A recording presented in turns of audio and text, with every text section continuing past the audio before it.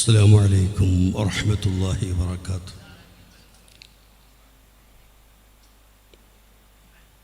بسم الله الرحمن الرحيم. الحمد لله رب العالمين، والصلاة والسلام على أشرف المرسلين وعلى آله وأصحابه الفائزين، أما بعد، فأعوذ بالله من الشيطان الرجيم. بسم الله الرحمن الرحيم. ادع إلى سبيل ربك بالحكمة والموعظة الحسنة. صدق الله العلي العظيم وصدق رسول النبي الكريم ونحن على ذلك من الشاهدين الشاكرين والحمد لله رب العالمين.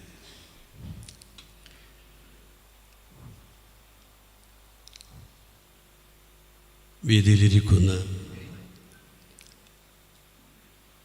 പണ്ഡിതന്മാരെ, മതസാമൂഹിക രാഷ്ട്രീയ നേതാക്കളെ, വിശിഷ്യായി മഹത്തായ പരിപാടിയുടെ അധ്യക്ഷനും അൽനൂർ ഇസ്ലാമിക് അക്കാദമിയുടെ സ്ഥാപകരുമായ എൻ്റെ സുഹൃത്ത് മുഹമ്മദ് അബ്ദുൽ ഖാദർ സാഹിബ് അവറുകളെ, ബഹുമാനപ്പെട്ട പള്ളങ്കോട് അബ്ദുൽ ഖാദർ മദനി ഉസ്താദ്,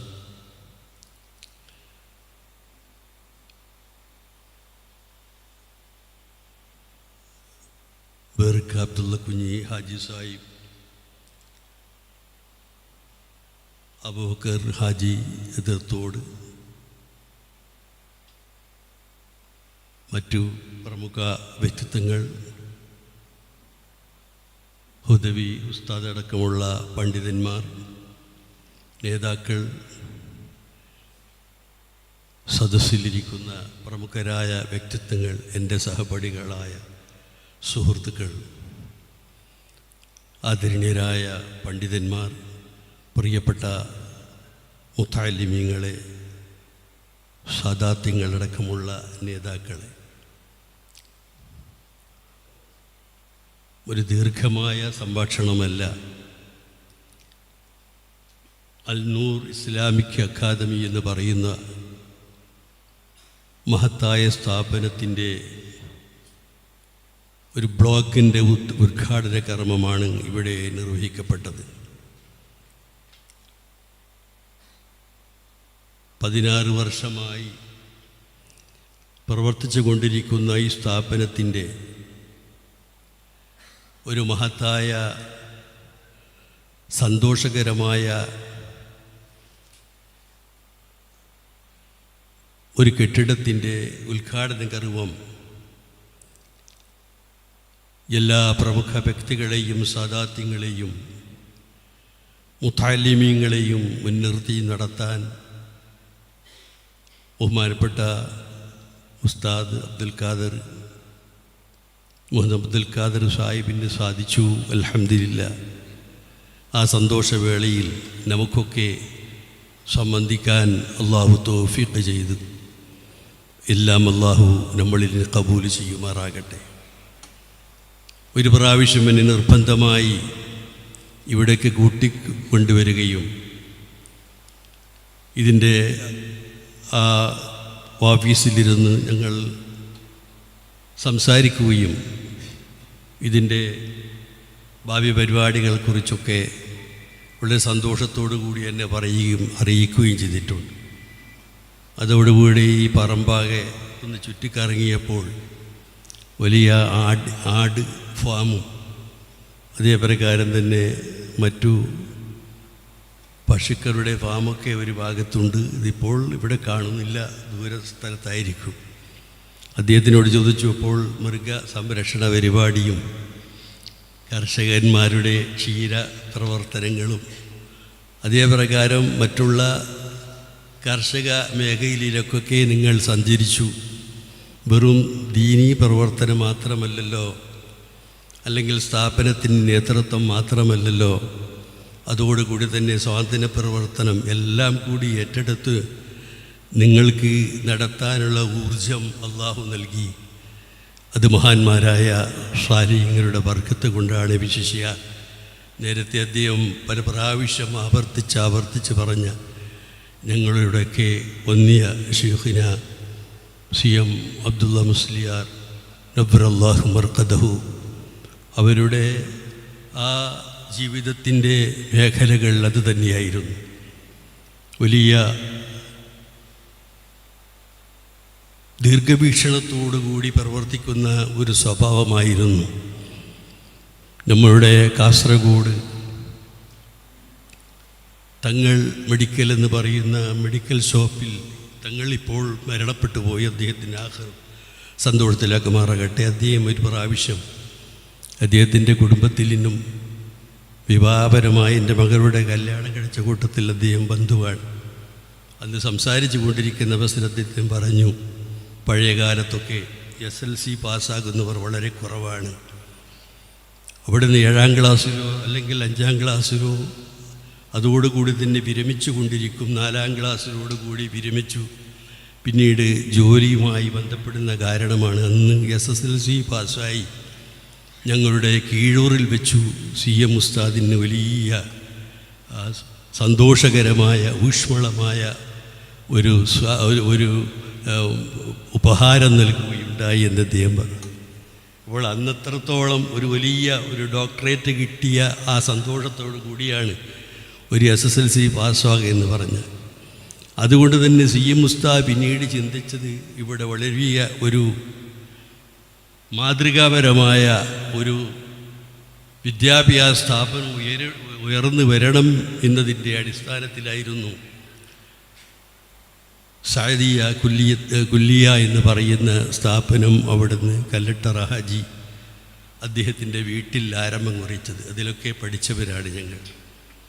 ഞാൻ എൻ്റെ പിതാവിൻ്റെ അടുക്കൽ തന്നെയാണ് ദർസ് പഠനം നടത്തിയത്. മുഗ്രാനിൽ ദർസ് നടത്തിയ എൻ്റെ പിതാവ്, ഞാൻ സ്കൂൾ വിദ്യാഭ്യാസം കഴിഞ്ഞു, എൻ്റെ പഠനം പൂർത്തിയാക്കി, SLC കഴിഞ്ഞു. പക്ഷേ അത് പരിപൂർണമായും വിജയിക്കാൻ സാധിച്ചില്ല.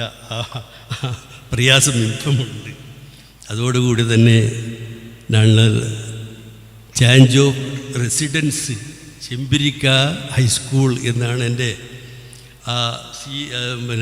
സർട്ടിഫിക്കറ്റിൽ ഇങ്ങോട്ടുണ്ട്. എൻ്റെ ഞാൻ ചെമ്പിരിയിലേക്ക് താമസം മാറ്റി. കാരണം എനിക്ക് തുടർ വിദ്യാഭ്യാസത്തിന് വേണ്ടി ഈ ഹൈസ്കൂളിലേക്ക് പോകണമെന്നുള്ള ആഗ്രഹം ഉണ്ടായിരുന്നു. പക്ഷെ അതിനുള്ള അവസരം ലഭിച്ചില്ല. അപ്പോൾ CM ഉസ്താദിൻ്റെ അടുക്കൽ എൻ്റെ വാപ്പ തന്നെ അവിടെ ചേർത്ത് അന്ന് KV ഉസ്താദ് നമ്മുടെ മർഹൂം അള്ളാഹുവിൻ്റെ ദർജ ഏറ്റിക്കൊടുക്കുമാറാകട്ടെ സൈദിയയിൽ എത്രയോ വർഷം കഠിനാധ്വാനം ചെയ്ത മഹൽ വ്യക്തിയാണ് CK ഉസ്താദ്. ഉസ്താദ് പറഞ്ഞു കുഞ്ഞാമൂർ അള്ളാഹുവിൻ്റെ ദർജ ഏറ്റിക്കൊടുക്കണം. അങ്ങനെ മറ്റുള്ള വിദ്യാഭ്യാസത്തിന് വേണ്ടി ഒരു മാസ്റ്റർ, മുഹമ്മദ് കുഞ്ഞ് മാസ്റ്റർ എന്ന് പറയുന്ന വ്യക്തിയൊക്കെ ഉണ്ടായിരുന്നു. അന്ന് ഞങ്ങളുടെ ഒരു കൂട്ടായ്മ, അന്ന് നമ്മൾക്ക് ഒരു സമന്വയ വിദ്യാഭ്യാസം എന്ന് പറയുന്ന രൂപത്തിലായിരുന്നു അവിടുത്തെ ഘടന. അന്ന് അത്ര രൂപത്തിലുള്ള വിദ്യാഭ്യാസമില്ല, അല്ല പള്ളി ദർസുകളായിരുന്നു. കോളേജുകൾ അന്ന് ഇല്ല എന്ന് തീരെ ഇല്ല എന്ന് പറയും, പള്ളി ദർസുകളായിരുന്നു. അതിനുശേഷമായിരുന്നു ഇന്ന് കാണുന്ന ജാമിയ സഅദിയ വളർന്നു വന്നപ്പോൾ സമന്വയ വിദ്യാഭ്യാസത്തിന് ആദ്യത്തെ തുടക്കം കുറിച്ചത് മർഹൂം MA ഉസ്താദ് ഖുദ്ദസുല്ലാഹുൽ മഹാനവരുടെ പോലെയുള്ള നേതൃത്വമായിരുന്നു. എന്ന് CM ഉസ്താദൊക്കെ അത് അവിടെ അതിൻ്റെ നേതൃത്വം വഹിച്ച വ്യക്തികളായി സമന്വയ വിദ്യാഭ്യാസം കൊണ്ടുവരാൻ ഒരു ശ്രമം നടത്തിയത്. പിന്നീട് തുടർന്ന് കേരളത്തിലുടനീളം വിദ്യാഭ്യാസ രംഗത്ത് വലിയ ഉയർച്ച വന്നു. അപ്പോൾ അതുകൊണ്ട് ഇത് പറഞ്ഞു വരാനുള്ള കാരണം, ഈ വിദ്യാഭ്യാസ രംഗത്ത് നമ്മുടെ ഈ മുഹമ്മദ് അബ്ദുൽ ഖാദിർ സാഹിബിന്, അത് ഉസ്താദാണ്, അദ്ദേഹം പറഞ്ഞല്ലോ, അദ്ദേഹം പഠിച്ച സ്ഥാപനത്തിൻ്റെയൊക്കെ അദ്ദേഹം അൽ ഖാസിമിയാണ്. അടുത്ത പൂർത്തിയാക്കിയിട്ടില്ല എന്ന് പറഞ്ഞു. ഏതായിരുന്നു പൂർത്തിയാക്കിയ രൂപത്തിലുള്ള ഇൽമുകളൊക്കെ അദ്ദേഹത്തിനുണ്ട്, അതിനൊരു കുറവില്ല. അള്ളാഹു ആഫിയത്ത് നൽകുമാറാകട്ടെ. അപ്പോൾ ആ അദ്ദേഹത്തിൻ്റെ വലിയ ഒരു ആഗ്രഹം സഫലീകരണമാണ് ഈ സ്ഥാപനമെന്ന് മനസ്സിലാക്കി. ഇപ്പോൾ അദ്ദേഹത്തിൻ്റെ തുടങ്ങി വെച്ചതായ നമ്മളെ Malabar academy, Malabar Islamic academy, അതേ പ്രകാരം മറ്റുള്ള സ്ഥാപനങ്ങൾ, സഅദിയ്യയുടെ ആദ്യ ഘട്ടത്തിലൊക്കെ പ്രവർത്തന രംഗത്തുണ്ടായിരുന്ന വ്യക്തി, അദ്ദേഹത്തിന് ഇപ്പോൾ സ്വന്തം എന്നുള്ള നിലയിൽ ഈ അൽ നൂർ അക്കാദമി, ഇസ്ലാമിക് അക്കാദമി ഇവിടെ തുടക്കം കുറിച്ചു. അതിൻ്റെ ഉത്തരവാദിത്വം പരിപൂർണമായി ഏറ്റെടുത്തും കൊണ്ട് തന്നെ വലിയ മുതഅല്ലിമീങ്ങളെ വാർത്തെടുത്തു, ഹാഫിളീങ്ങളാക്കി അദ്ദേഹത്തിലേക്ക് അവർ ദീനീ സംരംഭങ്ങളിലേക്ക് അദ്ദേഹത്തിന് പറഞ്ഞേക്കാൻ സാധിച്ചു. അൽഹംദുലില്ലാ. വളരെ ആത്മാർത്ഥതയോട് കൂടെ തന്നെ ചെയ്തതാണ് എന്നുള്ള വിശ്വാസമാണ്. അദ്ദേഹം വലിയ ആത്മാർത്ഥതയോടുകൂടി തന്നെയാണ് സ്വന്തം മക്കളെ പഠിപ്പിക്കണമെന്നുള്ള ഉദ്ദേശത്തോടു കൂടി തുടങ്ങി വെച്ച സ്ഥാപനം അല്ലാഹുവേ ഖിയാമത്ത് ദിവസം വരെ നിലനിർത്തി കൊടുക്കണം റബ്ബേ. നമ്മൾക്ക് ദുആ ചെയ്യാനുള്ളതാണ്. മാത്രം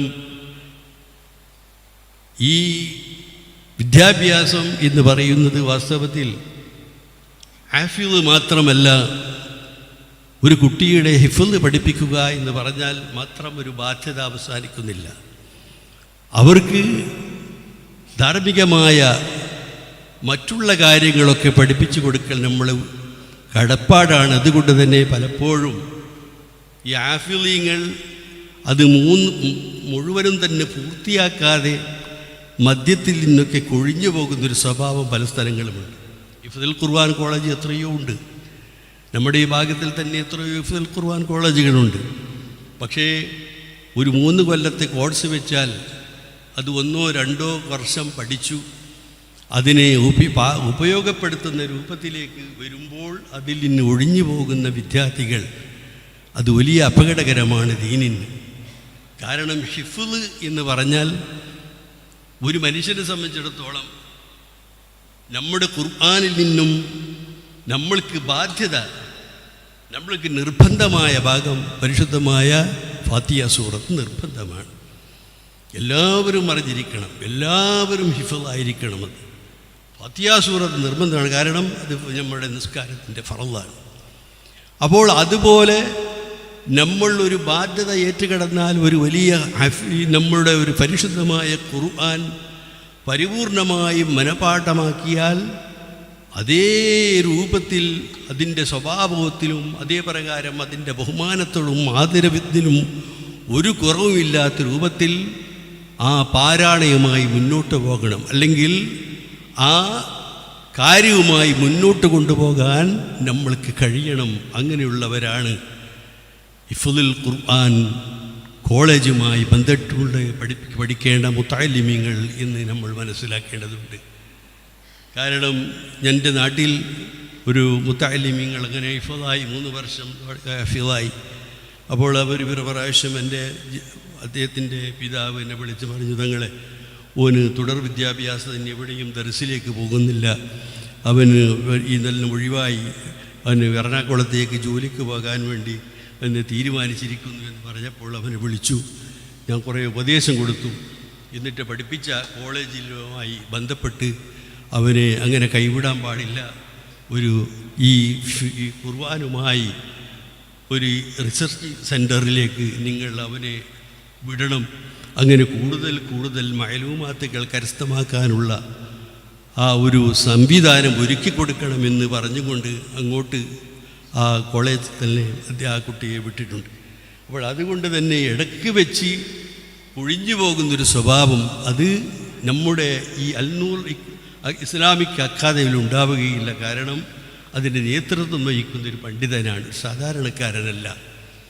പണ്ഡിതന്മാരായതുകൊണ്ട് അതിൻ്റെ മഹാത്മ്യം മനസ്സിലാക്കിക്കൊണ്ട് തന്നെ വേണ്ടുന്ന എല്ലാ സൗകര്യങ്ങളും ചെയ്തുകൊണ്ടാണ് ഈ ഹിഫ്ളുൽ ഖുർആൻ കോളേജ് ഇവിടെ പ്രവർത്തിച്ചു കൊണ്ടിരിക്കുന്നത്.